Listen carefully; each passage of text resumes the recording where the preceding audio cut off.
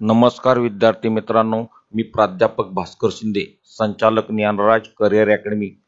आपण आजच्या व्हिडिओमध्ये 2021 या वर्षात घडलेल्या अतिशय महत्त्वाच्या घडामोडी यांची संपूर्ण तयारी घेणार आहोत. तर यामध्ये आपण महाराष्ट्रातील घडामोडी, भारतातील घडामोडी, जागतिक स्तरावरच्या घडामोडी, विज्ञान आणि तंत्रज्ञान, पुस्तके, दिनविशेष व त्याचबरोबर इतर स्पर्धा परीक्षेमध्ये येऊन गेलेले पुरस्कार या सर्वांच्या संदर्भात अतिशय महत्त्वाची माहिती घेणार आहोत. तर सर्वांनी शेवटपर्यंत व्हिडिओ बघितल्यास मी 100% सांगतो, येणाऱ्या भरती परीक्षेत तुम्हाला 10 ते 15 मार्काचे प्रश्न यातीलच रिपीट झालेले दिसतील. तर चला सुरू करूया. तर सर्वप्रथम महाराष्ट्र 2021 या वर्षातील सगळ्यात महत्त्वाच्या घडामोडींमध्ये आज आपण महाराष्ट्रामधील पहिलीच घडामोड, भारताचे पंतप्रधान नरेंद्र मोदी यांनी E100 प्रोजेक्ट याचं उद्घाटन केलं. हा E100 प्रोजेक्ट खालीलपैकी कोणत्या शहरामध्ये, तर प्रश्नाचं उत्तर असणार आहे पुणे. तर हा 100 प्रोजेक्ट कशा संदर्भात आहे, तर महाराष्ट्रामधील इथेनॉलचं उत्पादन वाढवण्याच्या संदर्भातला हा प्रोजेक्ट आहे. आणि म्हणून तुम्हाला शहर विचारलं जाईल, प्रोजेक्ट विचारला जाईल किंवा हा प्रकल्प कशा संदर्भात आहे, तर प्रश्नाचं उत्तर इथेनॉलचं उत्पादन याच्या वाढीच्या संदर्भातला हा E100 प्रोजेक्ट. त्यानंतर प्रश्न क्रमांक 2, तर याच्यामध्ये आपण जर बघितलं तर कोरोना सेवेसाठी ग्रीनिज बुक ऑफ रेकॉर्ड यामध्ये नोंद झालेले भारतातील आणि महाराष्ट्रातील पहिले जगात व्यक्ती कोण, तर आमदार निलेश लंके. आमदार निलेश लंके आपल्याला माहिती आहे, संपूर्ण महाराष्ट्रातच नव्हे तर संपूर्ण भारतात कोविड हे संकट आल्यानंतर जम्बो कोविड सेंटर उभारून उपचार त्याचबरोबर इतर सेवा देण्याचं कार्य ज्या व्यक्तीने केलं त्या समाजसेवेचा कार्याचा गौरव म्हणून त्यांची नोंद ग्रीनिज बुक ऑफ रेकॉर्ड मध्ये झालेली आहे. तर निलेश लंके हे आपल्याला माहीतच आहेत, हे पारनेर यातील लोकनियुक्त प्रतिनिधी. त्यांचा राजकीय पक्ष कोणता, तर राष्ट्रवादी काँग्रेस पक्षाचे ते एखाद्यात आमदार आहे. त्यानंतर पुढील प्रश्न, हळद GI टॅग नामांकन खालीलपैकी कोणत्या जिल्ह्याला मिळाले, तर निश्चितच या प्रश्नाचं उत्तर सांगली. तर आपल्याला माहिती आहे हळद उत्पादनामध्ये महाराष्ट्रात पहिला क्रमांक सांगली जिल्ह्याचा. त्याचबरोबर यामध्ये तुम्हाला आणखी एक प्रश्न लक्षात ठेवायचा आहे, तर महाराष्ट्रात खालीलपैकी कोणत्या शहरामध्ये नुकतंच बुद्धिबळ भवन किंवा चेस भवन याची निर्मिती करण्यात आली, प्रश्नाचं उत्तर सांगली. पुढील प्रश्न, महाराष्ट्र मागासवर्ग आयोगाचे अध्यक्षपदी कोणाची निवड झाली, प्रश्नाचं उत्तर आनंद निरगुडे. आपल्याला माहिती आहे मागास प्रवर्गाचे निकष ठरवण्याच्या संदर्भात कार्य करणारा हा मागास वर्ग आयोग. तर याच्या अगोदर या आयोगाचे अध्यक्ष MG गायकवाड होते. तर त्यावेळेस स्पर्धा परीक्षेत त्यांच्या संदर्भात प्रश्न येऊन गेलेला आहे. तर मागास वर्गाचे निकष ठरवण्याचं काम हा आयोग करत असतो. तर याच्या अध्यक्षपदी माजी न्यायमूर्ती आनंद निरगुडे यांची एखादी निवड. पुढील प्रश्न, माउंट एव्हरेस्ट सर करणारे एखाद्यात पोलीस दलातील व्यक्ती कोण, तर सर्वप्रथम आपल्याला माहीतच आहे माउंट एव्हरेस्ट हे जगातील सर्वोच्च शिखर, हे नेपाळ या देशात आहे. त्याची उंची 8848.86 मीटर. तर हा माउंट एव्हरेस्ट सर करण्याचा विक्रम सर्वप्रथम सुहेल शर्मा यांच्या नावावर होता. ते पहिलेच पोलीस दलातील एका व्यक्ती आहेत. त्याच्यानंतर शेख रफिक यांनी हा विक्रम एकाजत केला. आणि आता अलीकडच्या काळामध्ये संभाजी गुरव या पोलीस दलातील व्यक्तीनं जगातलं सर्वोच्च शिखर पार करण्याचा विक्रम त्यांनी एकाजत केलेला आहे. आणि म्हणून हे तिन्ही नावं तुम्हाला लक्षात ठेवायची आहेत किंवा अलीकडच्या याच्यामुळे संभाजी गुरव हे नाव महत्वाचं आहे. पुढील प्रश्न, आंतरराष्ट्रीय क्रीडा विद्यापीठ खालीलपैकी कोठे स्थापन करण्याची घोषणा महाराष्ट्र शासनाने केली, तर आंतरराष्ट्रीय क्रीडा विद्यापीठ हे भारतातील अशा पद्धतीचं पहिलंच आंतरराष्ट्रीय विद्यापीठ बालेवाडी पुणे या ठिकाणी होणार आहे. तर आपल्याला माहीतच आहे, तर 2021 अर्थसंकल्प, तर त्यामध्ये महाराष्ट्राचे क्रीडा मंत्री सुनील केदार यांनी एकाने ही घोषणा केलेली होती आणि त्याच्या संदर्भात विशेष आर्थिक तरतूदही एकाने केलेली होती. आणि म्हणून एकाच्यात आपल्याला कायच्यात माहीतच, तर आता नुकतंच त्याच्या संदर्भातली घोषणा एकाने झालेली आहे. आणि म्हणून हे आंतरराष्ट्रीय क्रीडा विद्यापीठ बालेवाडी पुणे या ठिकाणी. महाराष्ट्र शासनानं ठिकाणी घोषित जैव वारसा स्थळ म्हणून खालीलपैकी कोणत्या ठिकाणाच्या ठिकाणी घोषणा केली? तर महाराष्ट्र शासनानं जैव वारसा स्थळ आंबोली सिंधुदुर्ग जिल्हा या ठिकाणी जे त्या ठिकाणी घोषणा केली. आंबोली म्हटल्यानंतर सिंधुदुर्ग जिल्हा आपल्याला माहितच आहे, थंड हवेचं ठिकाण. महाराष्ट्रामध्ये सर्वाधिक पाऊस हा कोणत्या ठिकाणी कधी पडतो? प्रश्नाचं उत्तर महाराष्ट्रामध्ये सर्वाधिक पाऊस हा जो आहे आंबोली या ठिकाणी कधी पडतो. आणि त्यामुळे हे आंबोली महाराष्ट्रातील प्रसिद्ध ठिकाण सिंधुदुर्ग जिल्ह्यामध्ये.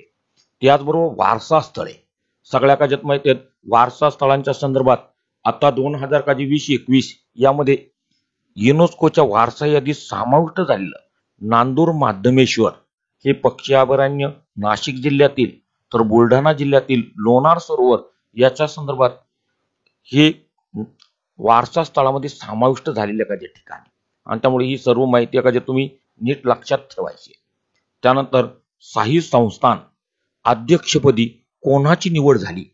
तर आपल्याला माहितच आहे, कोपरगाव याचे का ज्यात राष्ट्रवादी काँग्रेसचे आमदार आशुतोष काळे का जे आहेत हे जे आहेत शाही संस्थांच्या अध्यक्षपदी निवड झालेली एखादी व्यक्ती किंवा लोकनियुक्त आमदार आहे. आणि त्यामुळे तो जो प्रश्न फक्त त्यानंतर शिर्डीचं का जे साई मंदिर याच्या संदर्भातल्या काही प्रश्न आपल्या काज्यात माहितीच असेल काज्यात. तर याच्यामध्ये पहिल्या काही प्रश्न भारतातील पहिलं ई टेम्पल कोणतं? शिर्डीचं साईबाबा मंदिर हे भारतातील पहिलं ई टेम्पल म्हणजे इंटरनेटद्वारे जोडलं गेलेलं पहिलं देवस्थान. त्याचबरोबर महाराष्ट्रातील सर्वात श्रीमंत नगरपंचायत कोणती? प्रश्नाचं उत्तर शिर्डी ही महाराष्ट्रातील सर्वात श्रीमंत नगरपंचायत. आणि महाराष्ट्रातील सर्वात श्रीमंत देवस्थान कोणतं? तर ह्याही प्रश्नात उत्तर शिर्डीचं साईबाबा मंदिर. त्यामुळे हे सर्व प्रश्न नीट लक्षात एखादे ठेवायचे. त्यानंतर पुढील प्रश्न मराठा आरक्षण फेर याचिका समिती कारण याच्या काज्यात अध्यक्षपदी न्यायमूर्ती दिलीप भोसले.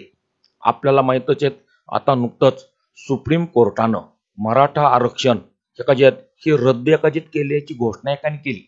परंतु हे रद्द झालेलं मराठा आरक्षण पुन्हा कसं आणि पद्धतीने मिळवायचं याच्या संदर्भात काही पुनर्याचिका जी दाखल केली जाणार आहे, तर त्याच्यात कोणते मुद्दे असावेत किंवा त्याच्यात कोणते पुरावे जोडले जावेत किंवा त्याची कायदेशीर अटींची पूर्तता करण्यासाठी न्यायमूर्ती दिलीप भोसले समिती.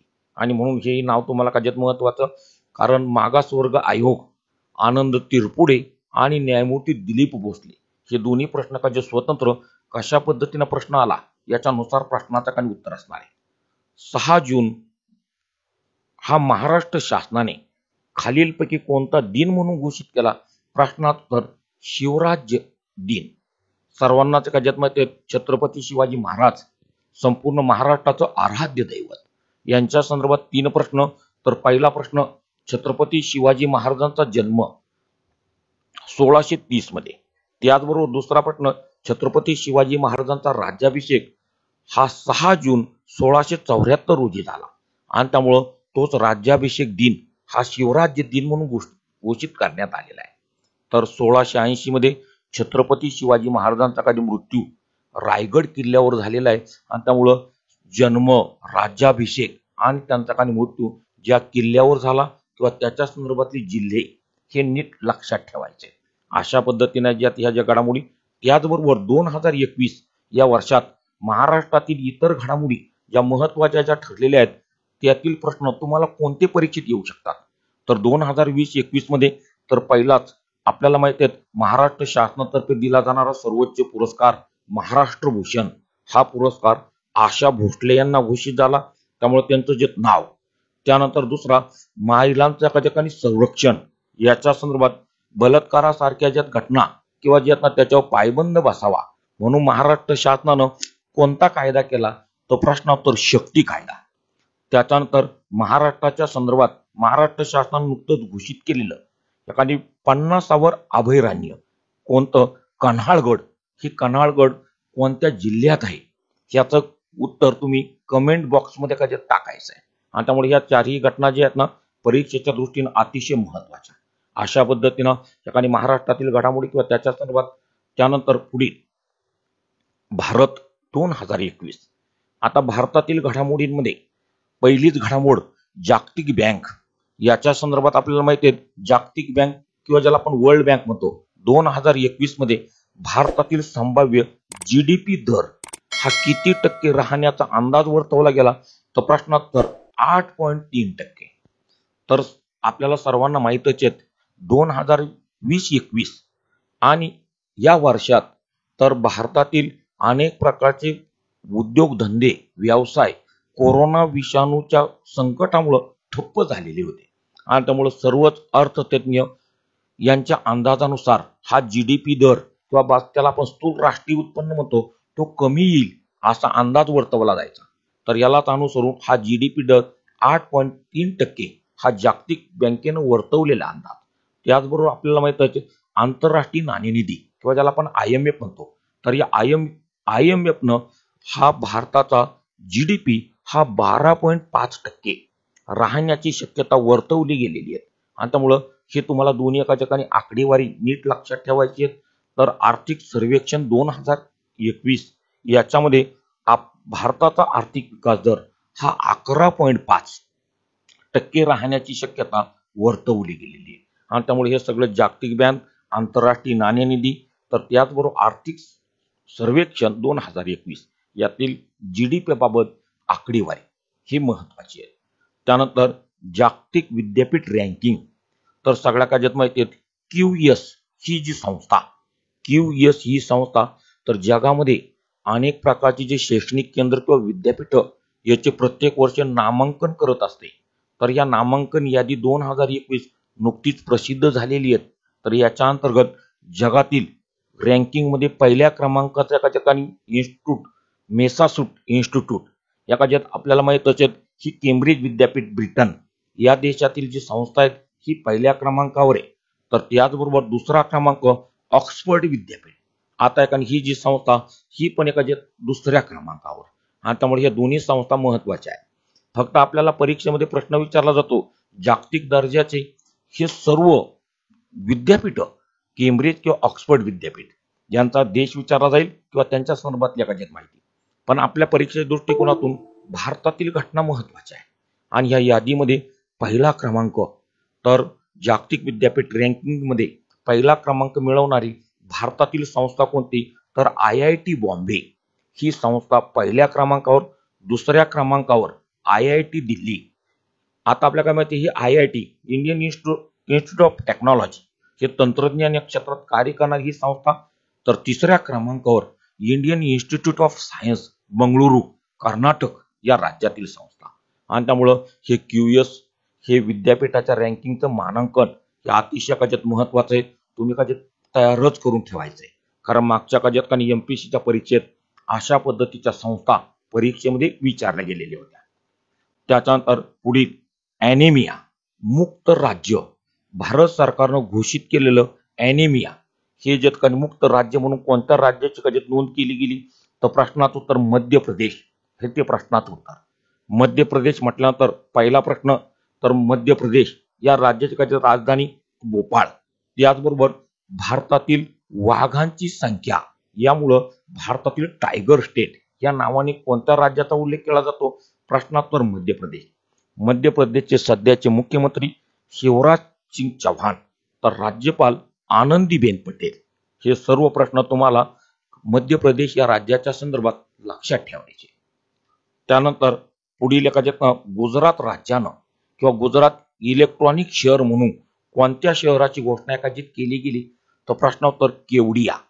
आता काही केवडिया काही हे जे गुजरात राज्यातील इलेक्ट्रॉनिक शहर, जसं एखाद्या भारतातील इलेक्ट्रॉनिक शहर म्हटलं का बंगळुरू हे आपल्या प्रश्नाचं काही उत्तर येतं, तशाच पद्धतीनं गुजरात केवडिया हे शहर हे इलेक्ट्रॉनिक शहर. त्याचबरोबर गुजरात राज्याची आर्थिक राजधानी खालीलपैकी कोणती, तर प्रश्नोत्तर अहमदाबाद. तर त्याचबरोबर केवडिया हे ठिकाण आणखी गोष्टीसाठी प्रसिद्ध आहे स्टॅच्यू ऑफ युनिटी. मागच्याच वेळेस एखादा प्रश्न आलेला होता जगातलं सर्वात एखाद्यात उंच पुतळा स्टॅच्यू ऑफ युनिटी हा खालीलपैकी कोणत्या ठिकाणी, केवडिया गुजरात राज्यात. त्याचबरोबर हा पुतळा सरदार वल्लभभाई पटेल यांचा हा जगातला सर्वात उंच पुतळा.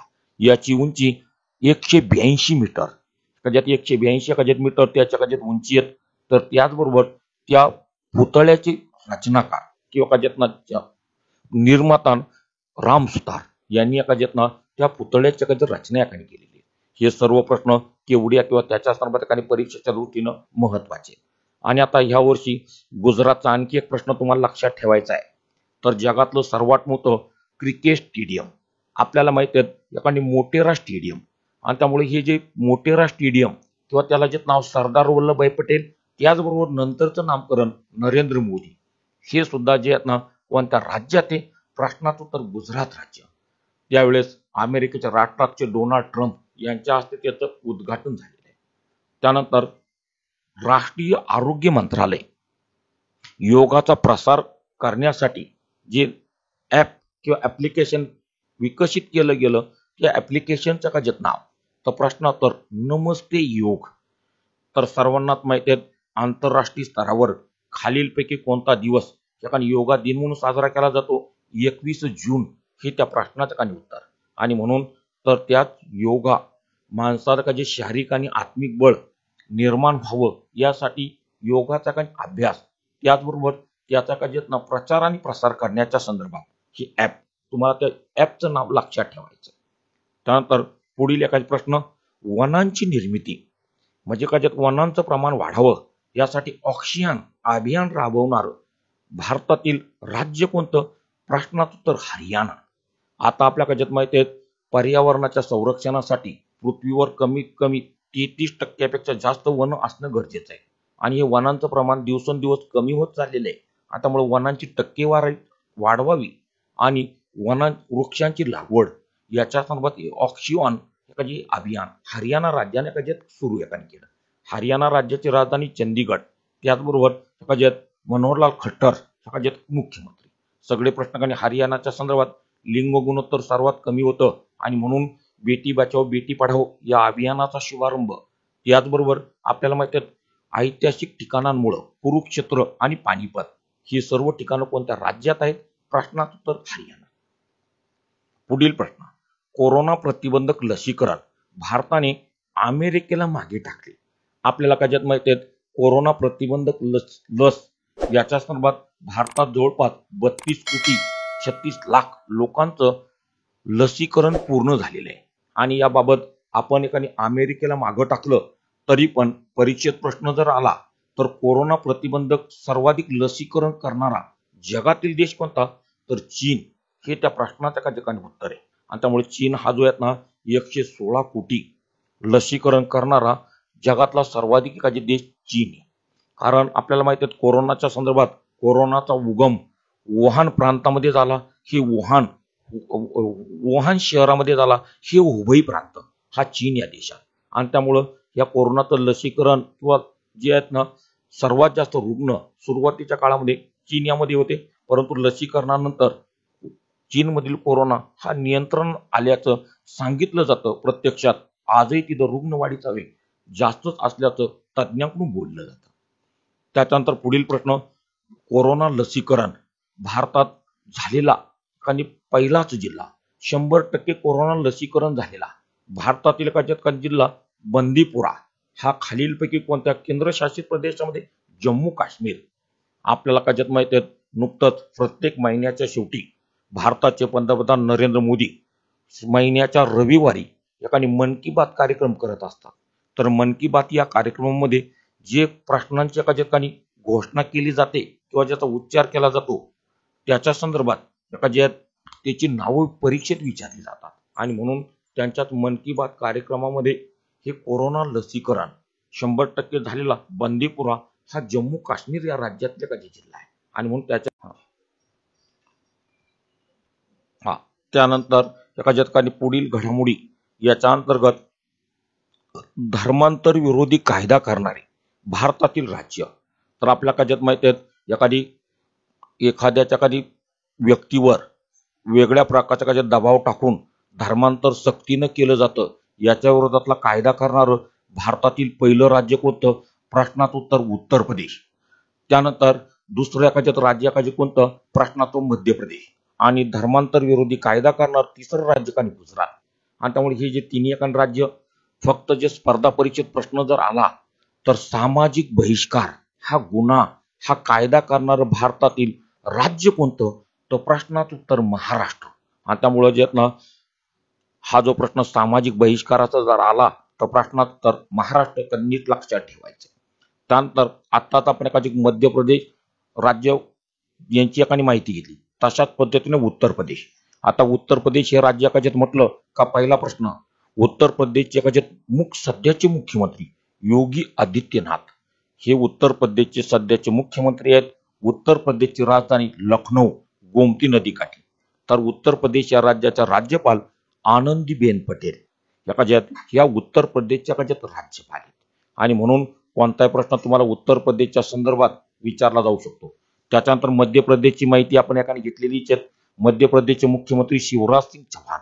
तर त्याचबरोबर मध्य प्रदेशच्या मुख्यमंत्री सुद्धा आनंदीबेन पटेल याच आहेत. तर मध्य प्रदेशचे राजधानी भोपाळ. त्यानंतर गुजरात राज्य. गुजरात राज्याचे मुख्यमंत्री विजय रुपानी हे गुजरातच्या मुख्यमंत्री आहेत. आणि त्यामुळे हे तिन्ही राज्य कोणतंही राज्य आलं का त्या राज्याचं वैशिष्ट्य काय, त्या राज्याची जे आहेत ना महत्वाचे केलेले कायदे, चर्चेतल्या घडामोडी, मुख्यमंत्री आणि राज्यपाल याची माहिती लक्षात ठेवणं गरजेचं आहे. त्याच्यानंतर पुढील एखादे प्रश्न, जागतिक बँकेचे शिक्षण सल्लागारपदी कोणाची निवड झाली? प्रश्नात्तर रणजित डिसले हे प्रश्नाचे काय उत्तर. रणजित डिसले हे व्यक्तिमत्व आपल्याला माहितच आहे. 2020 शिक्षण क्षेत्रातला नोबेल पुरस्कार असं वर्णन ज्या पुरस्काराचं केलं जातं ग्लोबल टीचर्स अवॉर्ड मिळवणारे भारतातल्या शिक्षक. तर प्रश्नात्तर रणजित डिसले. हे रणजित डिसले यांच्या संदर्भातला प्रश्न महत्वाचा. तर हे सोलापूर झेडपी मधील शिक्षक, पण आपल्या ज्या ना शिक्षण क्षेत्रातील योगदानासाठीचा त्यांना हा जो पुरस्कार देऊन गौरवले गेला. आणि त्यामुळे या व्यक्तीच्या ज्ञानाचा फायदा संपूर्ण जगापर्यंत पोहोचवावा यासाठी जागतिक बँकेचे शिक्षण सल्लागारपदी रणजित डिसले यांच्या निवड एकाने केलेली आहे. व्यक्तिमत्व महत्वाचं आहे. येणाऱ्या परीक्षेत त्याच्यावर प्रश्न पडण्याची शक्यता दाट आहे. त्याच्यानंतर उच्च पदस्थ एकाने भारतातील, जशा पद्धतीने आपण जर बघितलं तर उच्च पदस्थ एकाने भारताच्या संदर्भात भारताच्या राष्ट्रपती जर म्हटलं रामनाथ कोविंद, पंतप्रधान नरेंद्र मोदी हे जसे उच्च पदस्थ महत्वाचे आहेत, तशाच पद्धतीने इतर ज्या संस्था आहेत याच्यातल्या उच्च पदस्थ परीक्षेत विचारले जातात. जसं काही पहिलं राष्ट्रीय मानव आयोग अधिकार हा जो काही आयोग आहे त्याच्या अध्यक्षपदी खालीलपैकी कोणाची निवड झाली? तर प्रश्नोत्तर AK मिश्रा. कारण आपल्याकडे माहिती आहे याच्या अगोदर राष्ट्रीय मानव अधिकार आयोगाचे अध्यक्ष HL दत्तू होते. त्यांच्या जागेवर या AK मिश्रा यांची निवड करण्यात आलेली आहे. त्याच्यानंतर भारताची गुप्तचर यंत्रणा raw research and analysis wing याच्या अध्यक्षपदी सामंत गोयल यांची नियुक्ती झालेली आहे. भारताच्या गुप्तचर यंत्रणांमध्ये महत्वाची संस्था किंवा भूमिका बजावत असते तिला रॉ असं म्हटलं जातं. त्याचबरोबर भारताची दुसरी एखादी गुप्तचर यंत्रणा ज्याला आपण IB म्हणतो किंवा त्याचा लॉंग फॉर्म इंटेलिजन्स ब्युरो याच्या अध्यक्षपदी अरविंद कुमार यांची निवड झालेली आहे. फक्त जमली रॉचे अध्यक्ष सामंत गोयल तर IBचे अरविंद कुमार. याचबरोबर CBI central bureau of investigation ही भारतामध्ये अंतर्गत कार्य करण्याची गुप्तचर यंत्रणा याच्या अध्यक्षपदी सुबोध जयस्वाल. आज सुबोध जयस्वाल हे महाराष्ट्रामध्ये सुद्धा कार्य केलेले व्यक्ती आहेत आणि म्हणून ते CBIचे सध्याचे अध्यक्ष. त्यानंतर दुसरा प्रश्न हवाई दल. आता ज्यात सैन्य दलाचे 3 विभाग पडतात, भूदल, नौदल आणि हवाई दल या 3 संस्था. तर याच्यामध्ये आपल्याला माहितच आहे भारताच्या भूदलाचे प्रमुख मनोज नरवणे आपल्याच महाराष्ट्रातील एकाने व्यक्ती आहेत. त्यानंतर मग तशाच पद्धतीने हवाई दलाचे उपप्रमुख विवेक राम चौधरी यांची निवड झालेली आहे. फक्त भारताच्या हवाई दल सध्याचे प्रमुख कोण आहेत ज्याला आपण एअर चीफ मार्शल असं म्हणतो, RKS भदौरिया हे भारताचे सध्याचे हवाई दल प्रमुख आहेत. आणि त्यामुळे हवाई दल, भूदल, नौदल यांचे प्रमुख त्यांचे क्रमांक परीक्षेच्या दृष्टीने महत्वाचे. त्याच्यानंतर जागतिक बँक किंवा ज्याला आपण वर्ल्ड बँक म्हणतो याच्या अध्यक्ष डेव्हिस माल्पास. आता आंतरराष्ट्रीय स्तरावर कार्य करणाऱ्या ज्या संस्था आहेत याच्यामध्ये 2 संस्था, वर्ल्ड बँक ज्याला आपण WB म्हणतो, WB किंवा वर्ल्ड बँक आणि कजतना दुसरी कजे संस्था IMF या कजत ही दुसरी कजे संस्था दोन्हीची स्थापना वर्ष कजत 1945. आता या दोन्हींमध्ये फरक काय तर वर्ल्ड बँक किंवा जागतिक बँक सदस्य देशांना दीर्घ मुदतीचा कर्ज पुरवठा करते, तर आंतरराष्ट्रीय नाणेनिधी ज्याला आपण IMF म्हणतो सदस्य देशांना अल्प मुदतीचा कर्ज पुरवठा करणारी आंतरराष्ट्रीय वित्तीय संस्था कोणती तर प्रश्नोत्तर IMF. या दोन्ही संस्था महत्वाच्या. त्याच्यानंतर सरन्यायाधीश भारताचे सध्याचे सरन्यायाधीश NV रमणा. आपल्याला कजत माहितच आहे याच्या अगोदर सुप्रीम कोर्ट किंवा ज्याला आपण सर्वोच्च न्यायालय म्हणतो त्याचे अध्यक्ष त्याचे सरन्यायाधीश होते शरद बोबडे. आपल्या महाराष्ट्रातील व्यक्ती होते ते सर्वोच्च न्यायालयाचे 47वे कजत सरन्यायाधीश. त्याच्यानंतर कजत NV रमणा कजत हे 48वे कजत सरन्यायाधीश.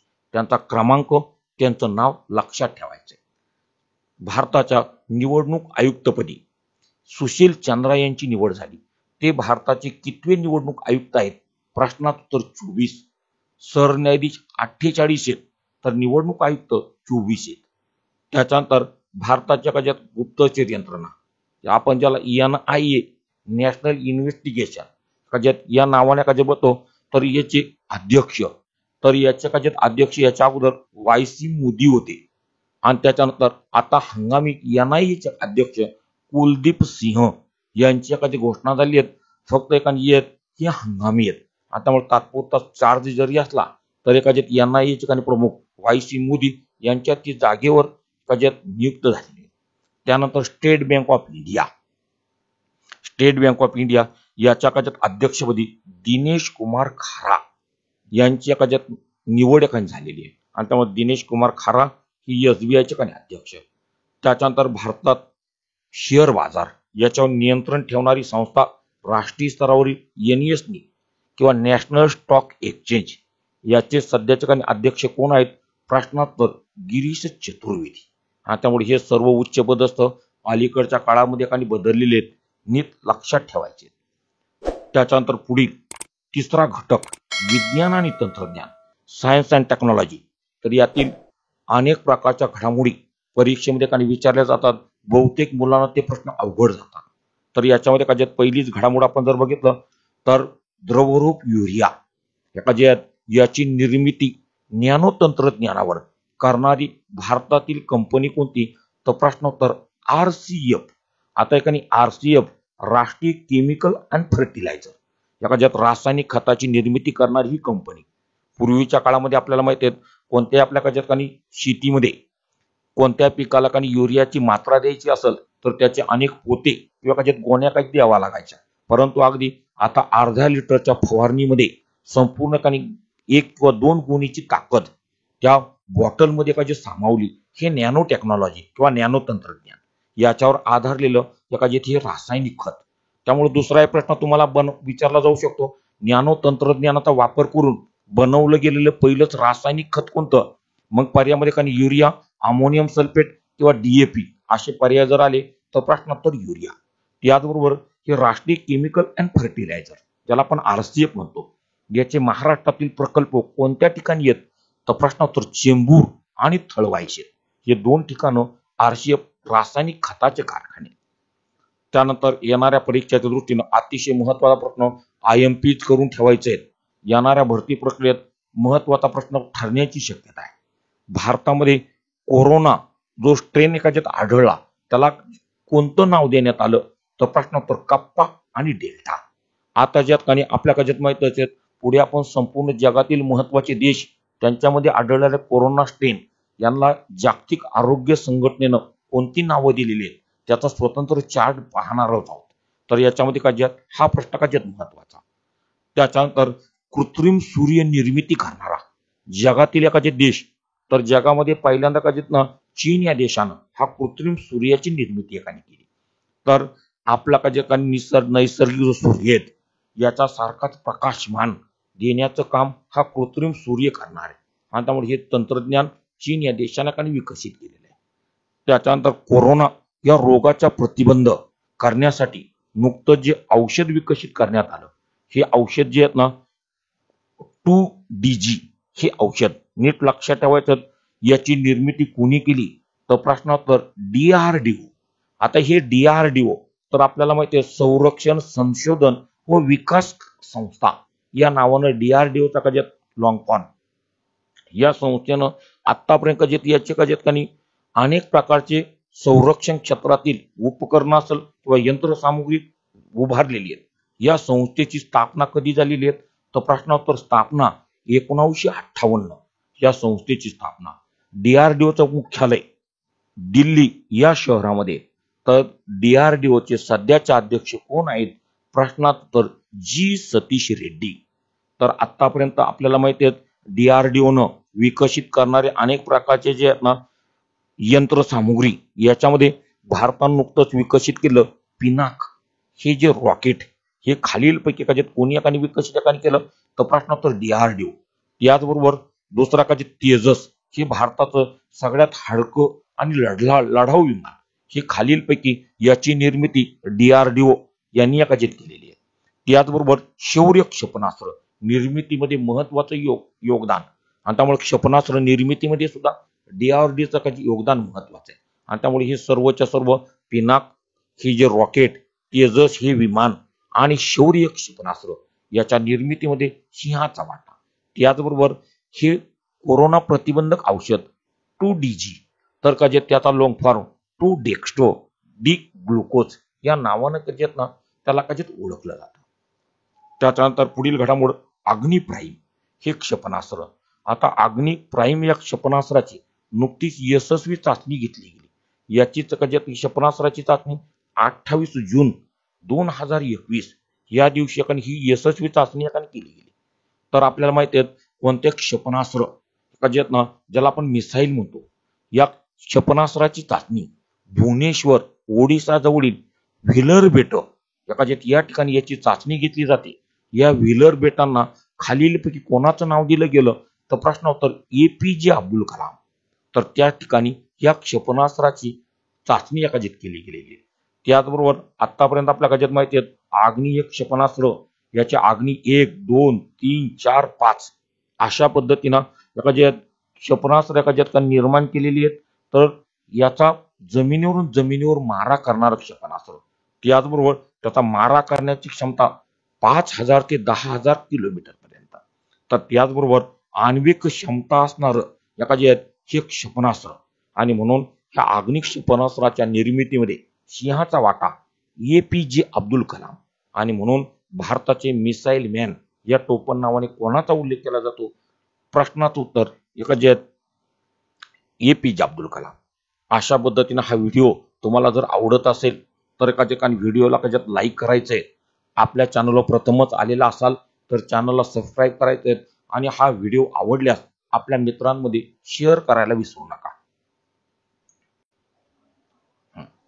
पुढील प्रश्न, कृत्रिम बुद्धिमत्ता असणारे संशोधन पोर्टल खालीलपैकी कजत कोणते तर प्रश्नोत्तर सुपेस कजत हे त्या पोर्टलचं नाव आहे.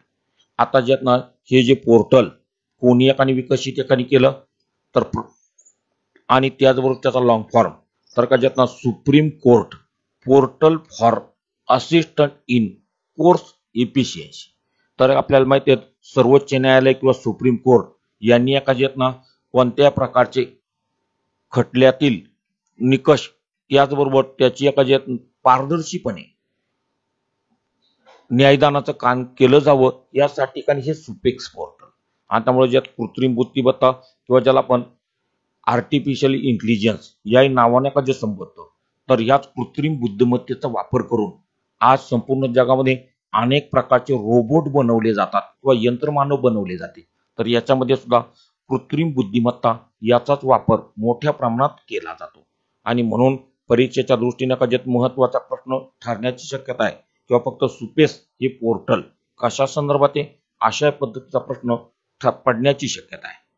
त्याच्यानंतर DRDO विकसित अँटी सॅटेलाइट मिसाईल त्याला कजत ना कोणतं नाव दिलं गेलं तर प्रश्नोत्तर मिशन शक्ती. कजत या सगळ्या घडामोडी परीक्षेच्या दृष्टीने अतिशय महत्वाच्या. त्यानंतर क्रीडा क्षेत्र.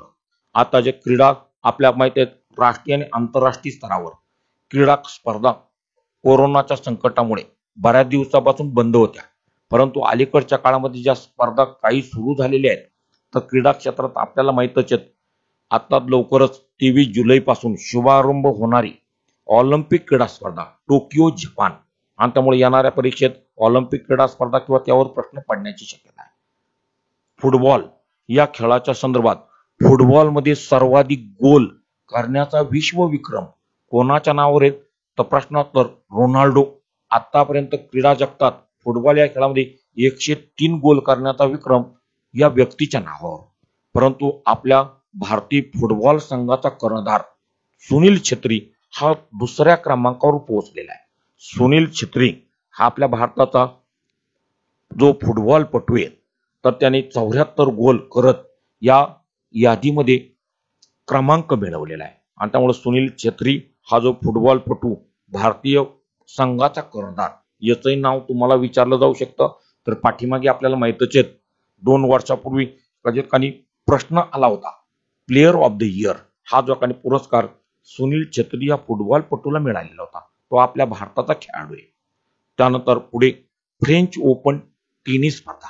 आता फ्रेंच ओपन टेनिस स्पर्धा 2021, तर जागतिक स्तरावर टेनिस या खेळामध्ये महत्वाच्या ज्या स्पर्धा, अमेरिकन ओपन टेनिस स्पर्धा, फ्रेंच ओपन टेनिस स्पर्धा, विम्बल्डन टेनिस स्पर्धा आणि ऑस्ट्रेलियन ओपन टेनिस स्पर्धा. तर यातील फ्रेंच ओपन टेनिस स्पर्धा 2021 या स्पर्धेत पुरुष गटातील विजेता नोहान जोकोविच, सर्बिया देशाचा खेळाडू, विजेता ठरलेला आहे. त्याचबरोबर महिलांमध्ये बार्बोवा विरिजिओका ही जी चेक प्रजासत्ताक या देशाची महिला फ्रेंच ओपन टेनिस स्पर्धेमधील विजेती ठरलेली आहे. आणि त्यामुळे या सर्व स्पर्धा महत्वाच्या. त्याच्यानंतर आताच मी माहिती सांगितली विम्बल्डन टेनिस स्पर्धा.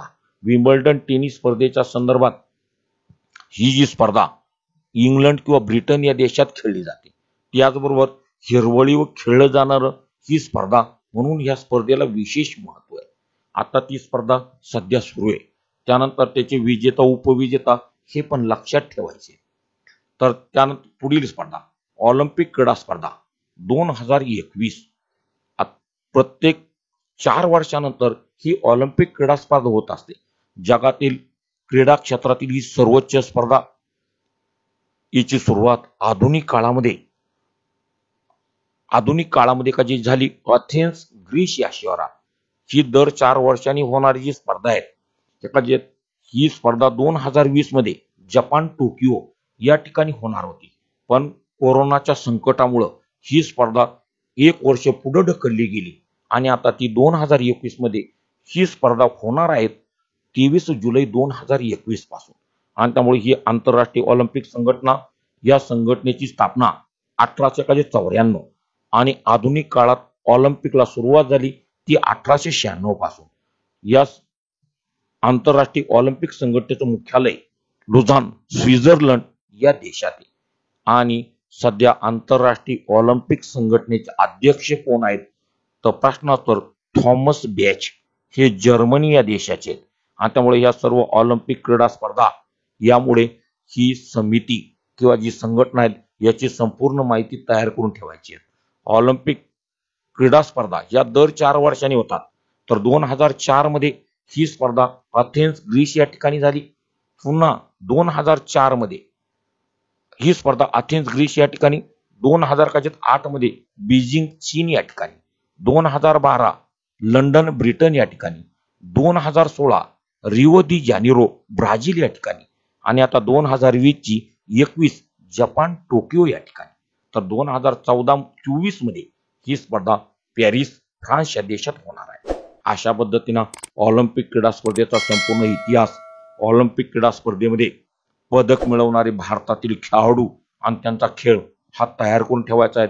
येणाऱ्या परीक्षेत एक तरी प्रश्न या घटकावर पडू शकतो. त्याच्यानंतर पुढे बीसीसीआय, भारतीय क्रिकेट नियामक मंडळ, निवड समितीच्या अध्यक्षपदी कोणाची निवड झाली, प्रश्नोत्तर चेतन शर्मा हे भारताच्या क्रिकेट नियामक मंडळाच्या निवड समितीचे अध्यक्ष.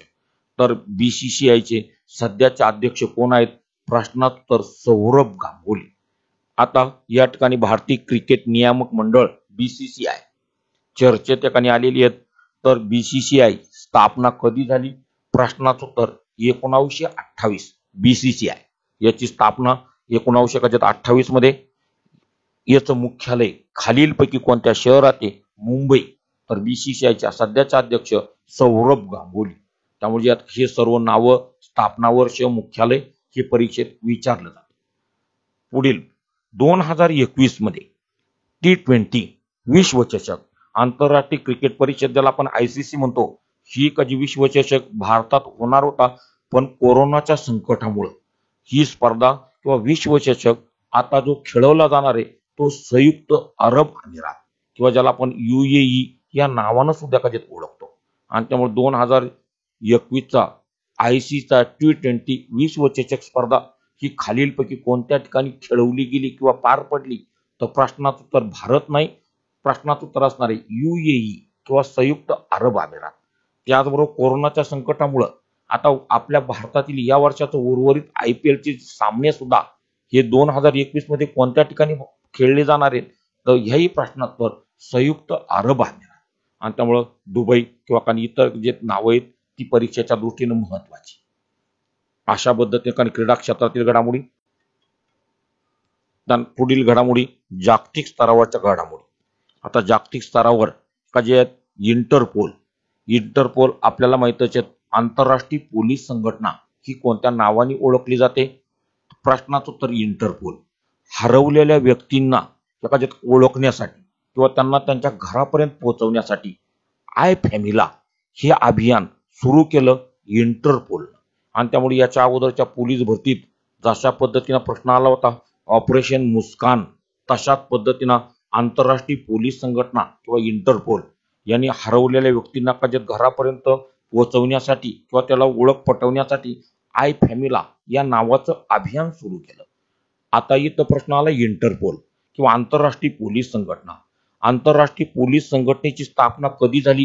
प्रश्नोत्तर 1923 मध्ये. त्याचबरोबर याचं मुख्यालय कोणत्या शहरात आहे? लिओन, फ्रान्स या शहरामध्ये. तर त्याचबरोबर या इंटरपोलचे सध्याचे अध्यक्ष कोण आहेत? तर किम जोंग यांग हे जे आहेत ना इंटरपोलचे सध्याचे अध्यक्ष.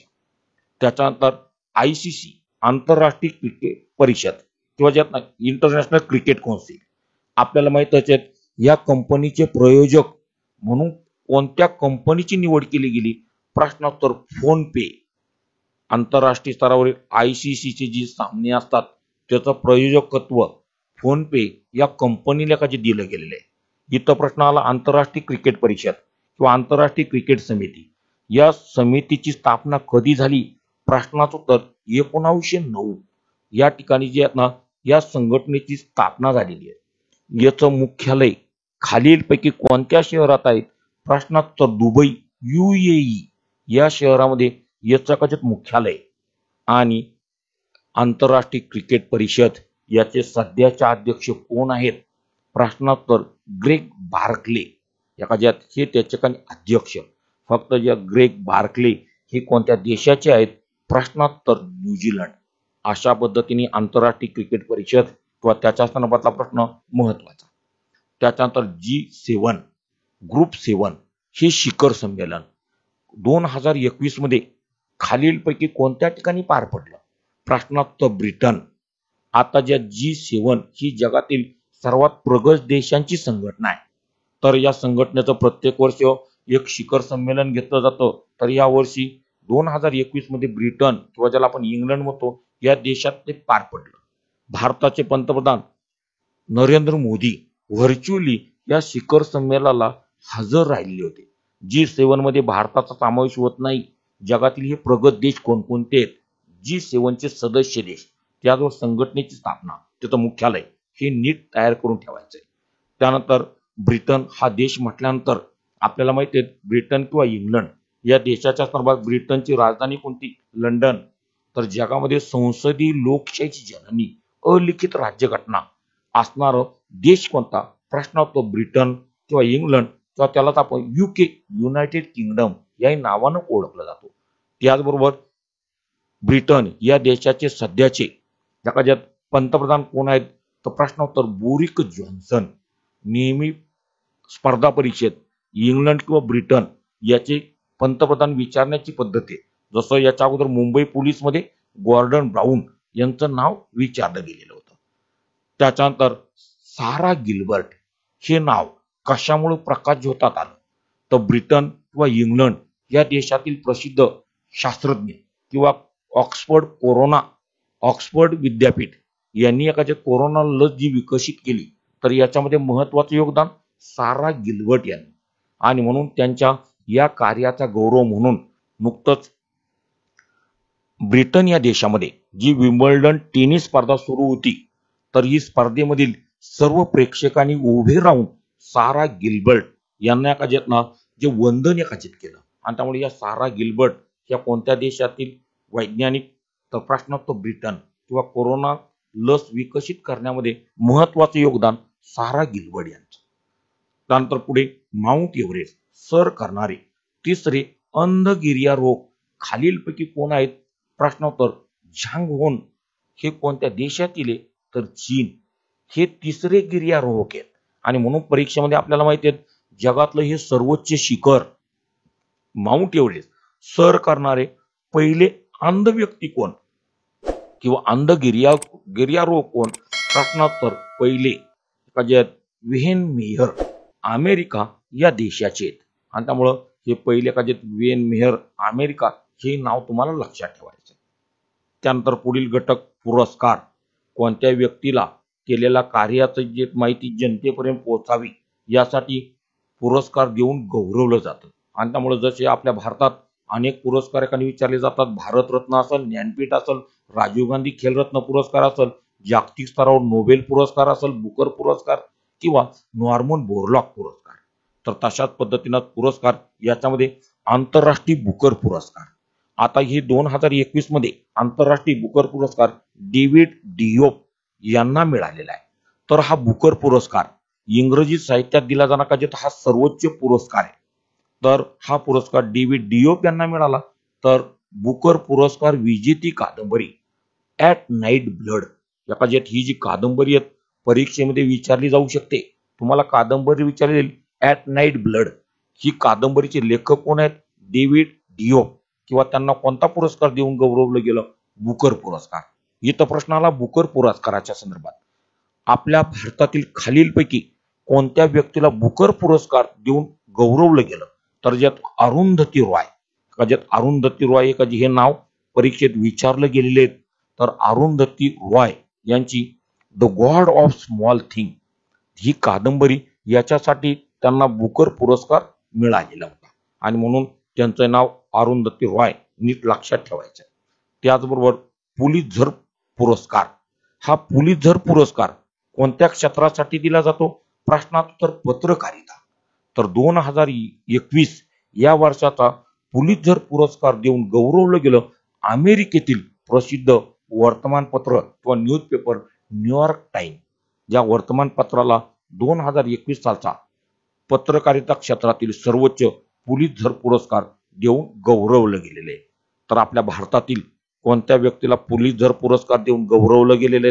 प्रश्नोत्तर झुंपा लाहिरी, ज्या पश्चिम बंगालच्या रहिवासी आहेत.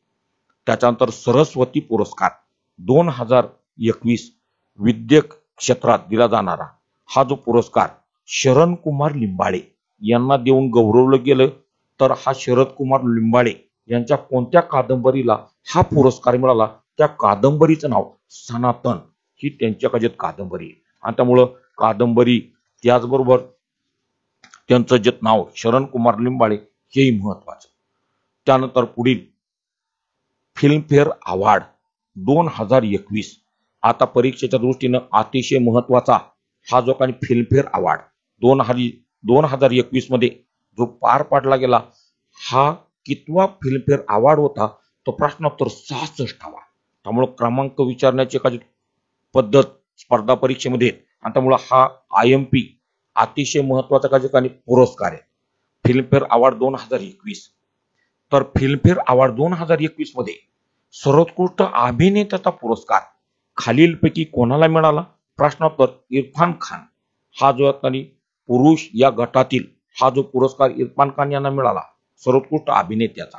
त्याचबरोबर अभिनेता उल्लेखनीय करण्यासाठीचा क्रिटिक्स हा जो पुरस्कार बिग बी अमिताभ बच्चन यांना देऊन गौरवलं गेलं आणि म्हणून Amitabh Bachchan angry young man त्याचबरोबर बिग बी या टोपण नावानं त्यांचा का उल्लेख केला जातो.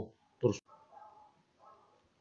त्यानंतर अमिताभ बच्चन यांना हा जो का पुरस्कार या मिळाला big be angry young man या टोपण नावाने कोणाचा उल्लेख केला जातो. प्रश्नात्तर अमिताभ बच्चन. तर अमिताभ बच्चन यांच्या संदर्भात सगळ्यात महत्त्वाचा पुरस्कार अजूनही विचारला जाऊ शकतो. तर अमिताभ बच्चन यांना 2019 मध्ये 50वा दादासाहेब फाळके हा जो का पुरस्कार देऊन गौरवलं गेलेलं आहे. तर या वर्षाचा दादासाहेब फाळके पुरस्कार प्रसिद्ध चित्रपट अभिनेते रजनीकांत यांना का मिळालेला आहे आणि म्हणून हे दोन्ही पण अमिताभ बच्चन आणि रजनीकांत दादासाहेब फाळके या चित्रपट सृष्टीतील सर्वोच्च पुरस्काराची मानकरी. अभिनेत्रीमध्ये प्रसिद्ध अभिनेत्री तापसी पन्नू यांना फिल्मफेअर अवॉर्ड 2021 मध्ये सर्वोत्कृष्ट अभिनेत्रीचा पुरस्कार देऊन गौरवलं गेलं. त्याचबरोबर गायन या क्षेत्रात राघव चैतन्य यांना फिल्मफेअर अवॉर्ड 2021 चा गायकी क्षेत्रातला सर्वोत्कृष्टतेचा पुरस्कार. तर या फिल्मफेअर अवॉर्ड 2021 मध्ये सर्वश्रेष्ठ ठरलेला चित्रपट कोणता. प्रश्नोत्तर थप्पड. नीट नाव लक्षात ठेवायचं आहे कारण परीक्षेमध्ये ज्यात विचारला गेला प्रश्न गायिका हा जो का पुरस्कार मिळाला आशिष कौर यांना. तर दिग्दर्शक हाही पुरस्कार महत्वाचा त्याला स्टारच मारून ठेवायचे. अनेक परीक्षांमध्ये फिल्मफेअर अवॉर्ड 2021 सर्वोत्कृष्ट दिग्दर्शकाचा पुरस्कार ओम राऊत यांना देऊन गौरवलं गेलं.